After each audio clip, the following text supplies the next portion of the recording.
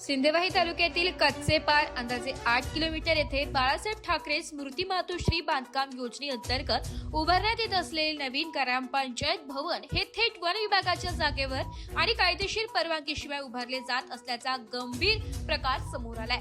या प्रकरणावर ग्रामपंचायतीचा भोंगळ व बेजबाबदार व संशयास्पद कारभार पुन्हा एकदा उघड झालाय। सदर जागेवर पूर्वी अस्तित्वात असलेली जुनी इमारत ही वन विभागाच्या मालकीच्या जमिनीवर होती। ती इमारत पाडण्याचा ठराव करण्यात आला असला तरी त्या परिसरातील कोंडावाडा हटविण्यासंदर्भात कोणताही अधिकृत ठराव घेण्यात आलेला नाही। विशेष म्हणजे ग्रामपंचायतीकडून मिळालेल्या माहितीनुसार सदर मालमत्ता आजता तागायत गायरान अथवा शासकीय नोंदीत निर्लेखित करण्यात आलेली नाही। ही बाब अत्यंत गंभीर आहे। यावरून शासकीय मालमत्तेबाबत नियमबाह्य व कायदेशीर कृत्य करण्यात आल्याचं स्पष्ट होत आहे। वन विभागाच्या जागेवर बांधकाम करण्यासाठी आवश्यक असलेली शासन निर्णयानुसार परवानगी, सक्षम प्राधिकरणाची मान्यता व कायदेशीर प्रक्रिया पूर्ण न करता सुरू असलेले हे बांधकाम म्हणजे शासकीय नियमांचे सरळ उल्लंघन आहे। या प्रकरणात संबंधित अधिकारी व कर्मचाऱ्यांच्या संगनमताने आर्थिक व प्रशासकीय अनियमितता झाल्याची शक्यता नाकारता येत नाहीये। याच ग्रामपंचायतीने गावकऱ्यांच्या आरोग्यासाठी तथाकथित ओपन जिम उभारण्याचा उपक्रम हाती घेतला, मात्र प्रत्यक्षात त्या जागेवर कचरा, घाण व खताचे खड्ड्याची जागा होती। या संदर्भात बातमी प्रसारित होताच घाईघाईने ट्रॅक्टरच्या साहाय्याने जागा सपाट करून केवळ 2 ट्रीप मुरुम टाकण्यात आले। मात्र ही जागा गट क्रमांक 2 मधील तलाव क्षेत्रात येत असून संबंधित विभागाची कोणतीही परवानगी न घेता हे काम करण्यात आले।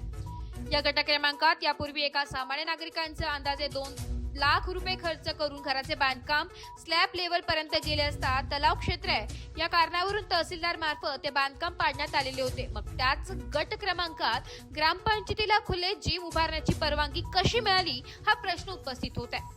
येथे थातूर मातूर काम करून कागदोपत्री खेळ करत जनतेच्या पैशाची उघड अपव्यय करण्यात आलाय असल्याचा आरोप होत आहे। याशिवाय येथील ग्रामसेवक हे 4 गाव व डोंगरगाव ग्रामपंचायतचा कार्यभार 8 ते 9 वर्षावरून पासून सांभाळू नये। कच्चेपार ग्रामपंचायतीचा अतिरिक्त कार्यभार राज्याकडे बागेत 5 वर्षांपासून आहे।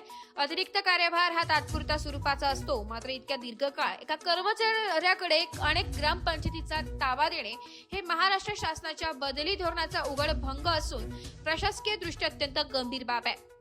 विशेष म्हणजे कच्चेपार व गडमौशी या दोन्ही ग्रामपंचायतीसाठी नवीन ग्रामसेवकांची नेमणूक झालेली आहे। त्यापैकी गडमौशी ग्रामपंचायतीचा कार्यभार संबंधित ग्रामसेवकाने सुमारे 7 महिन्यांपूर्वी स्वीकारलेला असतानाही कच्चेपारचा कार्यभार आज तागायत जाणून बुजून जुन्याच अतिरिक्त भरधारक ग्रामसेवकाकडे ठेवण्यात आलेला आहे। हे रहस्यमय आहे।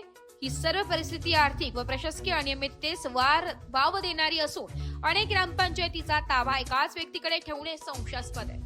हे शासनाच्या पारदर्शक प्रशासन धोरणाच्या पूर्णतः विरोधात आहे। तर या संपूर्ण प्रकरणाची तात्काळ चौकशी करून संबंधित ग्रामसेवकाची बदली करावी, तसेच नियमभंगास जबाबदार असणाऱ्यांवर कठोर शिस्तभंगाची कारवाई करण्यात यावी असे ठाम मागणी करण्यात येते। कच्चेपार लागले ग्रामपंचायतीच्या या बेजबाबदार व निगरगट्ट कारभाराला वरिष्ठ प्रशासन कसा आणि केव्हा आवर घालते याकडे संपूर्ण तालुक्याचं लक्ष लागलंय। मराठी न्यूज साठी जिल्हा प्रतिनिधी वहाब अली सय्यद, चंद्रपूर।